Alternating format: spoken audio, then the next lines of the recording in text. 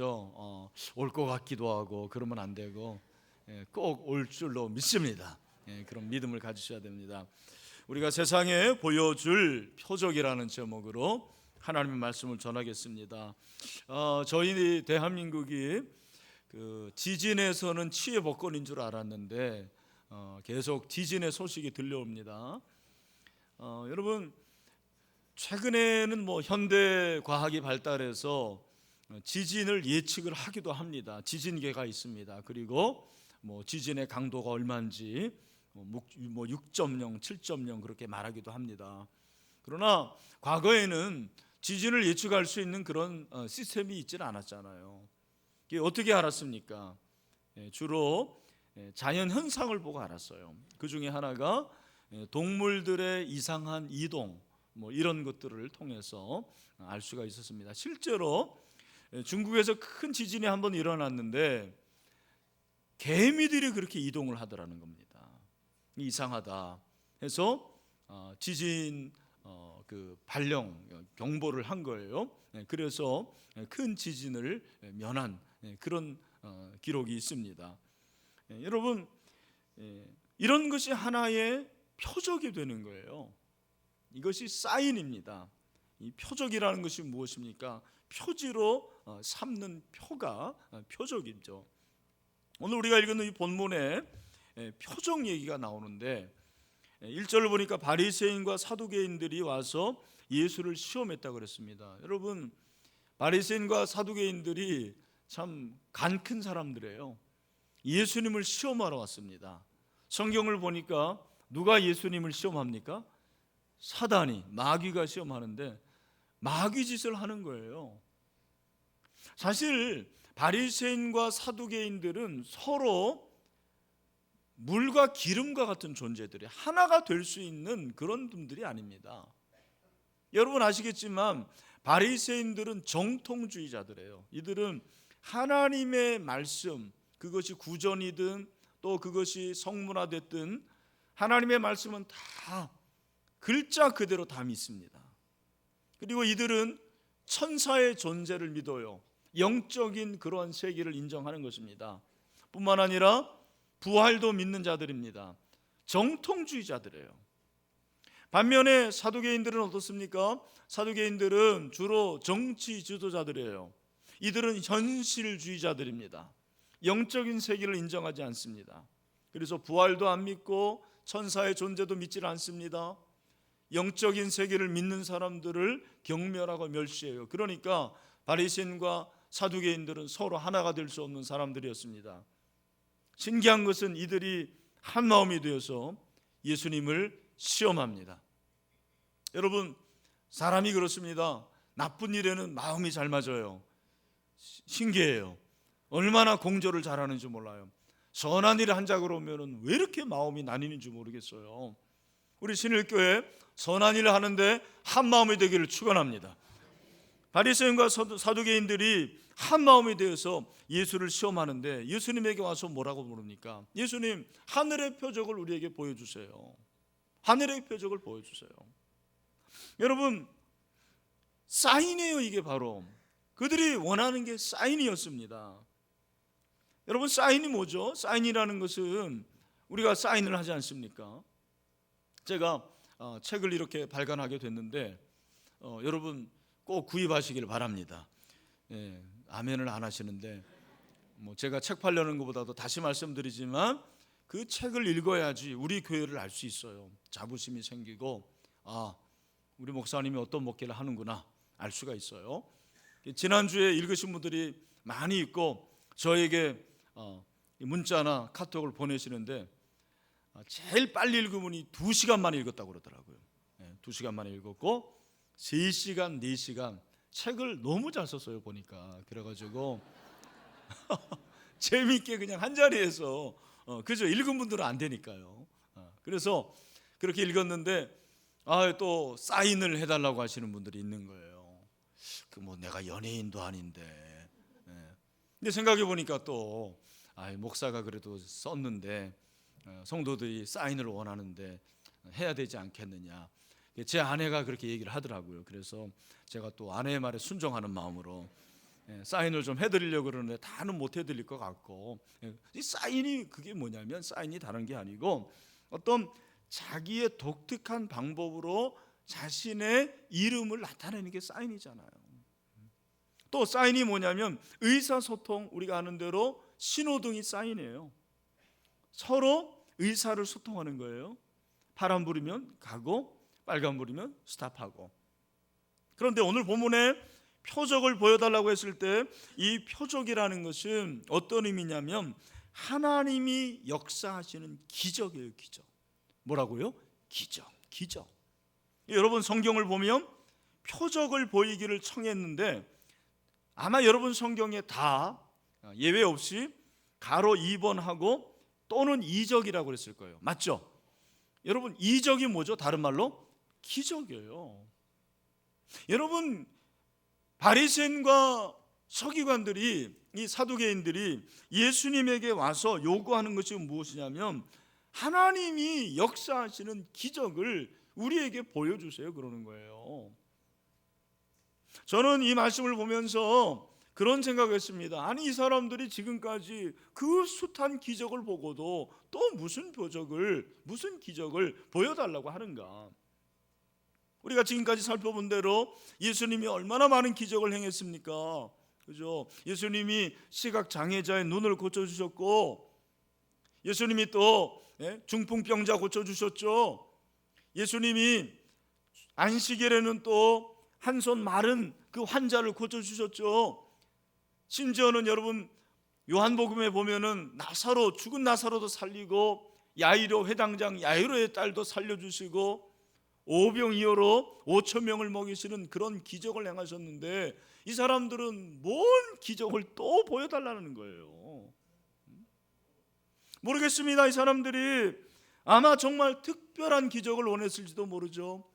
갑자기 막 태양이 멈춘다든지 하늘에서 별과 모든 달들이 막 떨어지게 한다든지 초자연적인 그런 기적을 원했는지 모르겠습니다. 하여튼 하늘로부터 온 기적을 보여달라는 거예요. 여러분 예수님이 뭐라고 말씀하십니까? 2절에 보니까 예수께서 대답하여 이르시되 너희가 저녁에 하늘이 붉으면 날이 좋겠다 하고 아침에 하늘이 붉고 흐리면 오늘은 날이 굳겠다 하나니 너희가 날씨는 분별할 줄 알면서 시대의 표적은 분별할 수 없느냐 그렇게 말씀하십니다. 예수님이 2000년 전에 일기예보를 하셨다는 사실이 참 흥미롭습니다. 여러분 오늘 아침에 혹시 그런 생각하지 않으셨습니까? 오늘 날씨가 흐리겠다, 비가 올 수도 있겠다. 제가 새벽기도 끝나고 집에 가는데 그런 생각이 드는 거예요. 날씨가 오늘 굉장히 굳겠구나. 비 오면 안 되는데 오늘 로방전도 하는데 그런 생각했어요. 왜? 일기를 보면 알 수가 있는 거예요. 여러분 그게 상식 아닙니까? 그런데 너희는 어찌하여 이 시대의 표적은 분별을 하지 못하느냐? 예수님이 답답해서 바리새인과 사두개인들에게 말씀을 하십니다. 그들의 영적 무감각을 지적하십니다. 그들이 영적으로 너무 어리석은 거예요. 눈이 없어요. 감각이 없어요. 오늘 여러분 가운데서도 그런 분들이 있는지 모르겠습니다. 주식시대 이런 거는 너무너무 잘 알아요. 이제 이율이 이자가 높아질 것이다. 벌써 그런 걸 아는 사람도 있어요. 이 세상의 시세는 너무나도 빠른데 영적인 세계를 알지를 못하는 거예요. 영적인 세계는 관심이 없어요. 얼마나 무딘지 몰라요. 오늘 여러분 그런 분들이 있다면 성령께서 여러분의 눈을 열게 하시고 여러분이 영적으로 분별할 수 있는 분별력이 생기게 되기를 주님의 이름으로 축원합니다. 예수님이 뭐라고 말씀하십니까?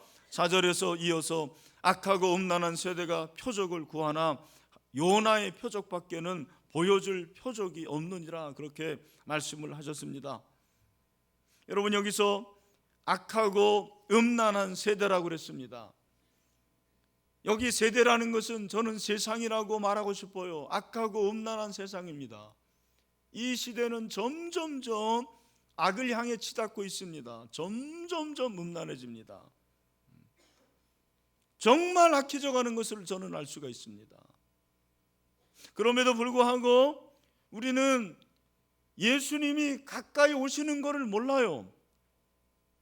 정말 예수님의 재림이 가깝다라는 것을 여러분 그렇게 느껴지십니까? 기도를 하는 많은 사람들이 그렇게 말해요. 남북 통일이 금방 이루어진대요. 이제 순식간에 이루어진다라는 거예요. 정말 주님의 재림이 이 우주의 종말이 멀지 않았다고 그렇게 말하는 사람들이 많습니다.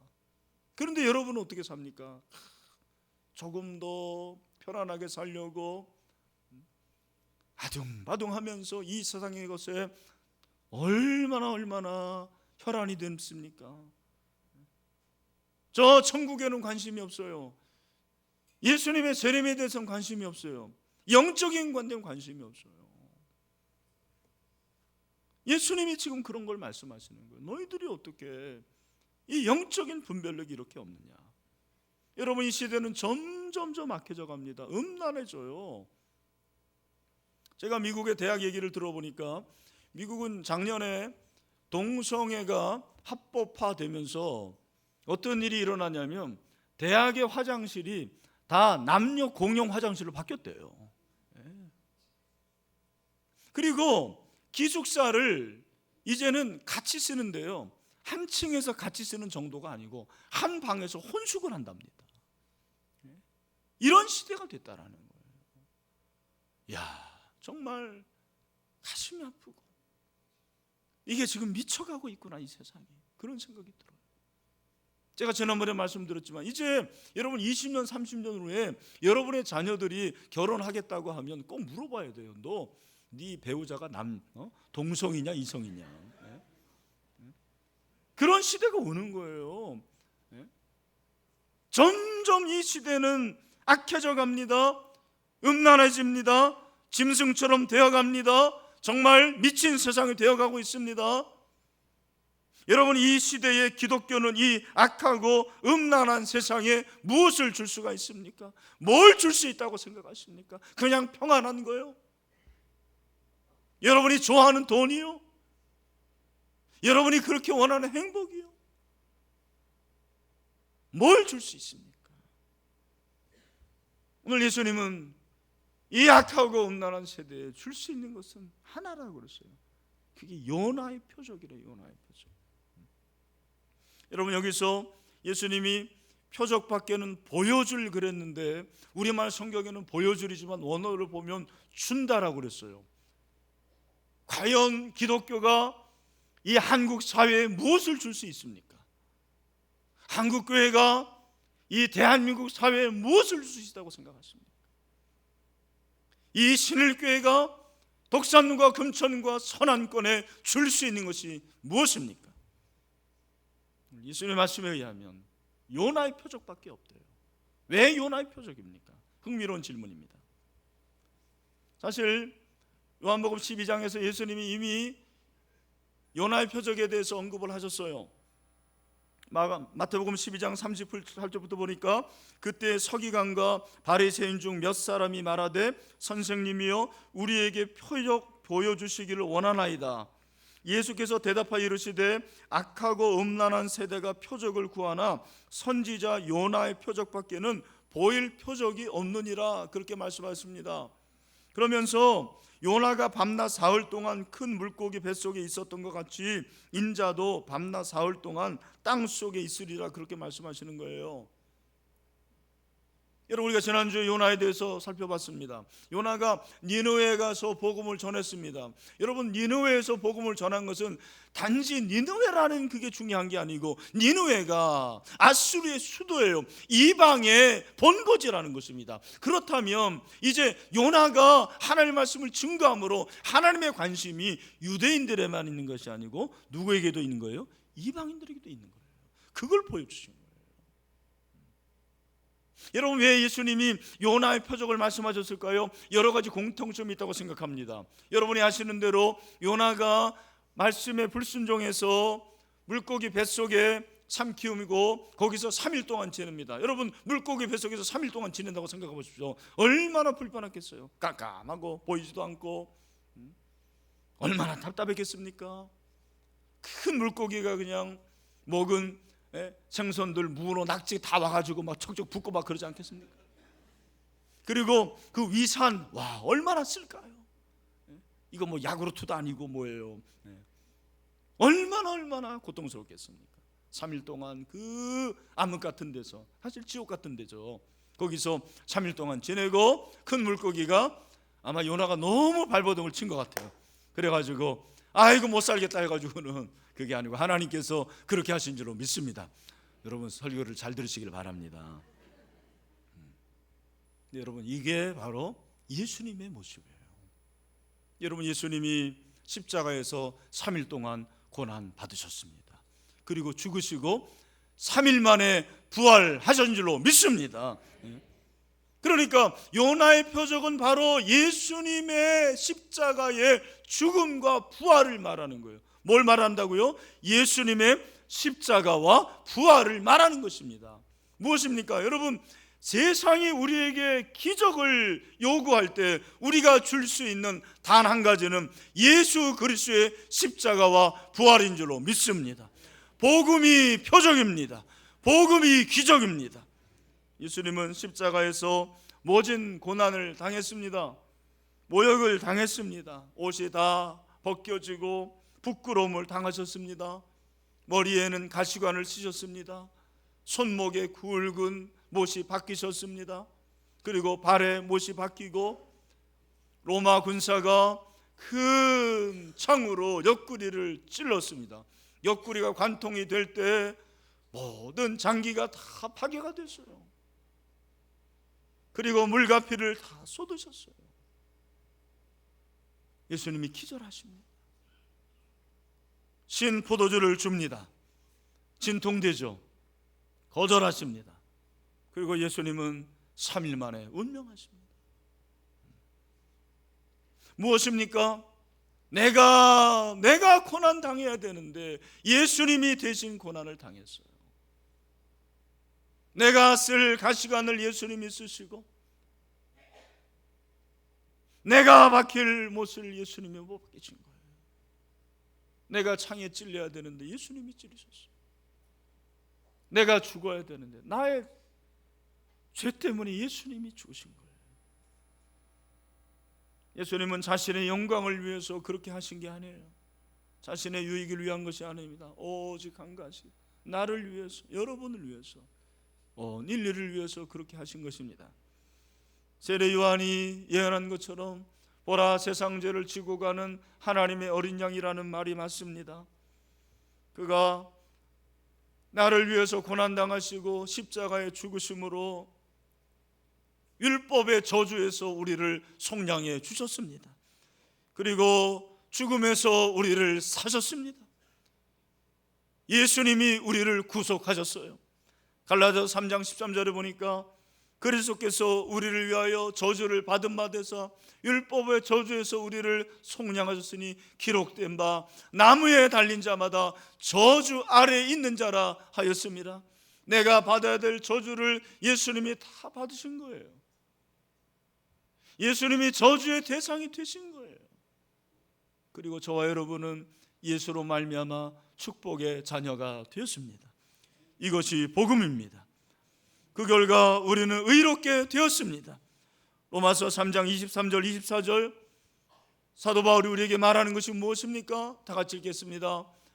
모든 사람이 죄를 범하였음에 하나님의 영광에 이르지 못하더니 그리스도 예수 안에 있는 성령으로 말미암아 하나님의 은혜로 값없이 의롭다 하심을 얻은 자 되었느니라. 아멘. 여러분, 이 사실을 믿으십니까? 정말 믿으십니까? 여러분, 이 사실을 믿으셔야 됩니다. 예수님이 그렇게 나를 위해서 고난받으시고 예수님이 나를 위해서 죽으신 거, 그것이 바로 표적이에요. 그 표적을 세상에 줄 수 있는 것이 바로 기독교인 줄로 믿습니다. 그분은 또한 부활하셨습니다. 요나가 물고기 뱃속에서 3일 동안 있다가 3일 만에 살아났죠. 예수님이 살아나신 것입니다. 그는 사망을 이기셨습니다. 그는 저주를 이기셨습니다. 그는 멸망을 이기셨습니다. 그래서 부활의 첫 열매가 되었습니다. 고린도전서 15장 20절 다 같이 그러나 이제 그리스도께서 죽은 자 가운데서 다시 살아나사 잠자는 자들의 첫 열매가 되셨도다. 저와 여러분이 예수로 말미암아 다시 살아나게 될 줄로 믿습니다. 부활하게 될 줄로 믿습니다. 예수님은 죄 때문에 죽음과 영원한 지옥을 피할 수 없는 저와 여러분을 위해서 죽으시고 부활하셨습니다. 우리를 파괴하려는 죄와 죽음의 모든 권세를 승리하셨습니다. 그래서 죽음 권세를 정복하시고 저와 여러분에게 부활의 세계를 열어주셨습니다. 우리 옆에 있는 분에게 얘기하세요. 우리 살아나서 다시 봅시다. 네, 확신이 없는 분들, 네, 여러분 확신하시길 바랍니다. 네, 이게 표적이라는 거예요. 네. 여러분 우리는 신앙생활하면서 자꾸 어떤 생각을 하냐면 뭔가를 자꾸 보려고 그래요. 뭔가를 보려고 그래요. 오늘날 기독교가 체험의 종교인가 하면 맞습니다. 저는 체험이 중요하다고 생각해요. 저도 체험했습니다. 그러나 여러분 체험보다 더 중요한 것이 무엇입니까? 여러분 복음에 대한 확신입니다. 복음에 대한 확신 없이 체험하면 그 체험이 오래가지 않습니다. 경험이 오래가지 않습니다. 여러분 복음을 확신할 수 있게 되기를 주님의 이름으로 축원합니다. 어렵습니까? 십자가를 바라보세요. 여러분 의심이 됩니까? 예수님의 십자가를 붙드십시오. 여러분 죽을 것 같습니까? 예수님의 부활을 믿으십시오. 우리가 그리스도 안에서 새롭게 될 줄로 믿습니다. 저는 오늘 이 말씀을 보면서 그런 생각합니다. 오늘도 이 세상은 우리에게 뭔가를 요구합니다. 야, 너희들 하나님을 믿는다면서, 하나님이 살아계시다면서, 하나님이 살아계시는 증거를 보여줘봐.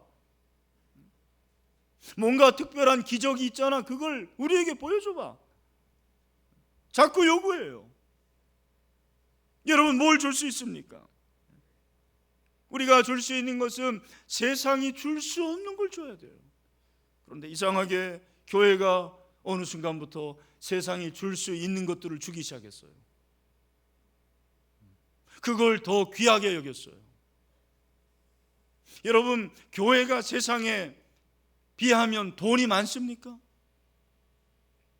여러분들에게 돈을 줄 수 있습니까?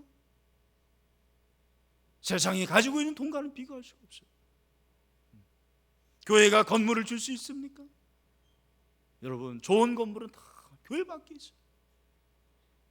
교회가 여러분에게 무엇을 줄 수 있습니까? 복음이 여러분에게 줄 수 있는 것이 무엇입니까? 저는 그것이 예수 그리스도의 십자가와 부활이라고 믿습니다. 세상이 보여줄 수 없는 표적, 세상이 도저히 만들 수 없는 표적, 세상이 상상할 수 없는 표적, 그것이 예수 그리스도의 십자가입니다.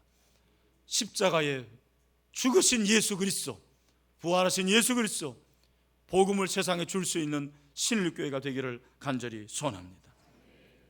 여러분 언제부터인가 목사도 마찬가지고 성도들도 마찬가지고 세상에서 줄 수 있는 것들에 대해서 관심을 많이 갖게 됐어요. 그런 것들을 얘기하면 좋아해요. 성경을 얘기하고 행복을 얘기하고 평안을 얘기하면, 자기 개발을 얘기하면 좋아하게 됩니다. 아니에요. 아닙니다. 그게 아닙니다. 샌디 윌슨 목사님이라는 분이 젊었을 때 한 번은 주일에 저처럼 열심히 설교를 했답니다. 나름 설교를 잘했어요. 나무랄 데 없이 잘했다는 기분이 들었어요. 예배가 끝나고 성도들과 이제 인사를 나누는데 한 할머니 성도님이 오셔가지고는 목사님의 손을 붙잡으면서 목사님 오늘 말씀 정말 좋았습니다. 기분이 너무 좋은 거예요. 그런데 그 할머니 성도님이 한마디 붙였습니다. 그런데 목사님 다음 주에는 예수님에 대한 이야기를 하셨으면 해요. 그 얘기를 하더라고요. 다음 주에는 예수님에 관한 얘기를 했으면 좋겠어요. 자기는 열심히 설교했는데 예수님이 빠진 거예요. 목사님이 그 사건이 계기가 돼서 늘 설교할 때마다 예수 그리스도의 십자가, 예수 그리스도의 부활을 선포하게 됐다는 것입니다. 여러분, 이것이 저와 여러분의 문제가 아닙니까? 십자가의 죽음과 부활이 빠진 설교가 무슨 설교입니까? 십자가와 부활이 빠진 인생이 무슨 인생입니까? 십자가와 부활을 모르는 직분이 무슨 직분자입니까? 십자가 부활에 대한 감동이 없는 성도가 어떻게 성도입니까? 다시 말씀드립니다. 나무에 달려 고난받으시고 죽으신 예수 그리스도, 그 예수 그리스도가 세상에 줄 수 있는 유일한 표적임을 믿으시길 바랍니다. 왜요? 그 십자가는 하나님이 우리를 사랑하시는 사랑의 표현이기 때문에 그렇습니다. 사랑에서 기인한 거예요. 하나님이 우리를 얼마나 사랑하시는지를 보여주신 것이 십자가예요. 그리고 하나님이 우리를 얼마나 영광스럽게 만드신 것을 보여주는 것이 부활이에요. 그것이 십자가 부활입니다. 믿음은 그런 의미에서 하나님에게서 기인합니다. 내가 믿는 거지만 하나님의 선물이에요. 하나님이 주시는 거예요. 하나님이 주시지 않으면 믿을 수 없는 것입니다. 오늘 저는 저와 여러분에게 하나님 주시는 선물이 여러분의 가슴 속에 그렇게 강력하게 펼쳐질 수 있게 되기를 주님의 이름으로 축원합니다. 여러분, 우리가 세명숙제에 오는 분들에게 선물을 주잖아요. 늘 우리 준비위원회에서 고민하는 게 그거예요. 뭘 줘야 될까? 뭘 줘야 될까? 초창기에는 항상 먹을 걸 줬어요. 우리 독산동 지역은 먹을 거가 최고다. 떡도 주고 빵도 주고. 요즘은 안 줘요. 우리도 살만하게 됐어요 이제. 그러나 여러분, 우리가 뭘 준들 그 선물이 그들에게 무슨 소용이 있겠습니까? 생각해 보세요. 몇만 원짜리를 주던 그 선물이 그들에게 무슨 유익이 되겠습니까? 단 한 가지입니다. 여러분, 다음 주에 오시는 태신자들에게 예수 그리스도를 주면 최고의 선물인 줄로 믿습니다. 할렐루야. 그러므로 우리가 할 일은 뭐냐면 이 표적을 세상에 알려야 되는 것입니다. 세상에 알려야 돼요. 왜? 이 표적이 기적이라는 걸 모르는 사람이 너무 많아요. 십자가 목걸이하고 십자가 무슨 반지하고 십자가로 뭘 다 하지만 그러나 그것이 얼마나 놀라운 기적인지를 모르는 거예요. 얼마나 그것이 놀라운 일인지를 모르는 거예요. 영적으로 정말 무지한 자들입니다. 그들에게 복음을 전해야 돼요. 그들로 이 기적을 알게 해야 됩니다. 내가 하지 않으면 누가 하겠습니까? 바울은 이것을 영광스러운 직분이래요. 영광스러운 직분. 로마서 11장 13절에서 그렇게 말했어요. 내가 이방인 너에게 말하노라. 내가 이방인의 사도인 만큼 내 직분을 영광스럽게 여기노니. 여러분, 목사가 얼마나 영광스러운 직분인지 아십니까? 여러분이 몰라줘도 영광스러운 직분이에요. 한 번은 의사들하고 변호사들하고 목사들이 놀다가 서로 자랑을 하게 됐습니다. 의사들이 야, 우리 아빠 한 번 수술하면 100만 원 번대. 변호사들이 옆에 있다가 그래, 야 웃기지 마라. 우리 아빠 사건 하나 맡아 200만 원 번대. 그랬더니 목사들이 옆에 있다가 야, 진짜 놀고 있네. 우리 아빠 말 한마디 하면 수십 명이 동거 들어 다녀. 그랬습니다. 뭔지 아시죠 여러분? 헌금 다 거들어 다녀요. 우리 교회만 안 거둬서 그렇지. 세상은 돈 많이 버는 직업을 자랑스럽게 생각합니다. 권세 많은 사람을 영광스럽게 생각합니다. 남에게 인정받고 박수받는 것을 영광이라고 합니다. 그 영광을 얻기 위해 평생 수고하는 거예요. 그런데 정말 그것이 영광입니까? 정말 영광입니까? 여러분, 복음을 전하는 그 일이 영광스러운 일입니다. 바울은 이 일을 얼마나 영광스럽게 했는지 몰라요.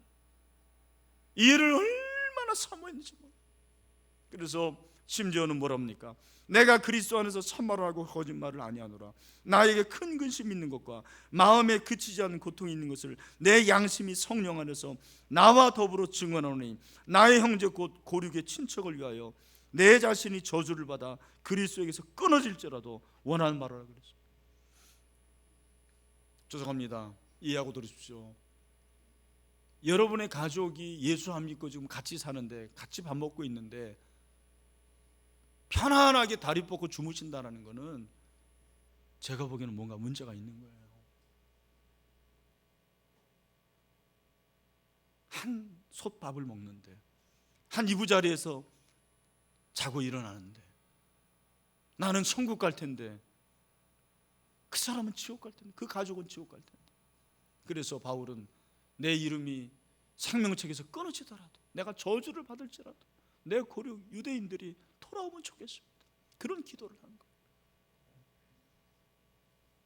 여러분, 살리는 일이 가장 영광스러운 일인 줄로 믿습니다. 오늘 들은 이 복음을 누군가에게 여러분 전해야 됩니다. 알리게 해야 돼요. 표적을 알게 해야 됩니다. 저는요, 최근에 로마서 읽는데 로마서 10장 부분에서 너무 잘 알고 있는 말씀, 내가 만일 내 입으로 예수를 주로 시인하며 또 하나님께서 그를 죽은 자 가운데 살리신 것을 내 마음에 믿으면 구원을 얻으리라. 사람이 마음으로 믿어 의에 이르고, 그리고 뭐예요? 입으로 시인하여 어떻게 해요? 구원에 이른다. 여러분, 이게 제자훈련 1권 1과의 첫 번째 암송이에요. 제가 이 암송을 얼마나 많이 했겠습니까? 근데 그날따라 마음속에, 이야, 정말 이 말씀이 하나님이 나에게 주시는 말씀인데, 갑자기 은혜가 되면서 생각나는 한 사람이 있어요. 저희 아버지였어요. 저희 아버지 장로님이에요. 어렸을 때부터 예수 믿었어요. 근데 지금 한 번도 아버지에게, 아버지 정말 예수 믿으십니까? 구원의 확신이 있으십니까? 한 번도 물어본 적이 없는데 이상하게 그날따라 아버지가 생각나게 하시는 거예요. 아마 아버지의 현재의 그 상태 때문에 그런 것 같아요. 저희 아버지가 알츠하이머 초기고 치매 5등급을 받았습니다. 아버지가 좀 더 지나면 기억력이 없어질 수도 있고, 그 전에 내가 구원의 확신을 점검해야 되겠구나 생각이 들었어요. 제가 아버님 댁에 가서 질문했습니다. 아버지, 정말 예수님을 믿으십니까? 아버지가 환한 얼굴로, 그럼 나 예수님 믿지. 아버지, 오늘 밤에 주물 돌아가셔도 천국에 갈 확신이 있으십니까? 그럼 나 천국에 가지. 와, 제 마음이 뭉클해지네요. 제가 최근에 알게 된 사실은 저희 아버지는 몇 년 전부터 죽음을 준비하고 있었습니다. 기도를 하고 있는 거예요. 목사인 아들에게 피해 주지 않고, 아내에게 피해 주지 않고 편안하게 천국 갈 수 있는 그런 은혜를 달라고 기도하신다는 거예요. 나보다 낫더라고요. 저는 사실 이번 주에 새벽기도 인도하면서 그 마태복음 13장을 설교하면서 내 설교가 너무 이 생것, 이 시대의 것, 세상의 것을 말한다는 걸 깨달았어요. 천국을 말하지 않고, 결국 우리가 갈 곳은 천국인데 천국에 대한 설교는 하지 않고, 이 세상에 어떻게 하면 잘 살고, 어떻게 하면 평안하게 살고, 어떻게 하면 더 행복하게 될 것인지에 대해서 너무 말했다라는 것에 대해서 제가 참 회개하고, 그날 제가 기도하는데 1시간 반을 천국만 생각하면서 기도를 했어요. 너무너무 은혜가 되더라고요. 야, 우리 아버님은 천국을 그렇게 사모하면서 사시는구나, 준비하며 사시는구나. 여러분 주변에, 아니 여러분 가운데서도 예수를 오래 믿지만 정말 이 복음의 가장 본질, 예수님의 십자가 부활, 그로 인한 천국이 믿어지지 않고, 알기는 알지만 마음에 내려오지 않는 사람도 있을 거예요. 머리는 있지만 가슴으로는 오지 않는 분들이 있을 거예요. 오늘 이 시간 성령께서 여러분의 마음을 만져주시고, 여러분에게 이 십자가의 부활과 그리고 그 부활로 인한 천국이 믿어지고 감동이 될 수 있게 되기를 주님의 이름으로 축원합니다. 말씀을 맺습니다. 여러분, 우리가 이 음란하고 어그러진 세상, 이 악한 세상을 보여줄 수 있는 표적은 건물이 아닙니다. 돈도 아닙니다. 이 세상의 성공도 아닙니다. 유명한 대학도 아닙니다. 십자가에 달려 고난당하시고 죽으시고 부활하신 예수 그리스도, 그분이 세상에 줄 표적임을 믿읍시다. 그분이 표적입니다. 세상에 예수 그리스도를 전할 수 있는 것은 영광스러운 직분입니다. 여러분, 저처럼 목사나 선교사만이 영광스러운 직분이 아니에요. 여러분이 가지고 있는 직업을 통해서 돈을 얼마나 벌든, 누가 인정을 하든 인정하지 않든, 여러분으로 인하여서 누군가가 구원을 얻게 된다면, 구원을 얻는 통로가 된다면 여러분은 영광스러운 하나님의 자녀인 줄로 믿습니다. 사랑하는 형제자매 여러분, 우리가 세상에 줄 표적은 예수 그리스도입니다. 복음입니다. 이 복음 붙잡고 승리할 수 있는 저와 여러분 되기를 주님의 이름으로 축원합니다. 이 시간에 기도했으면 좋겠어요. 두 가지 기도합니다. 하나님, 이 놀라운 표적을 주신 것, 기적을 주신 것 감사합니다. 감사기도 합시다. 두 번째, 여러분 믿어지지 않는 분이 있으면 믿어지게 하시고, 알지만 가슴으로 내려오지 않는 분이 있다면 내려오게 하시고, 이 기적을 알지 못하는 여러분의 주변 누군가에게 이것을 알게 할 수 있도록 하나님 저를 사용하시고 영광스러운 직분을 가질 수 있도록 은혜를 베풀어 달라고 이 시간에 다 같이 한 목소리로 기도하겠습니다.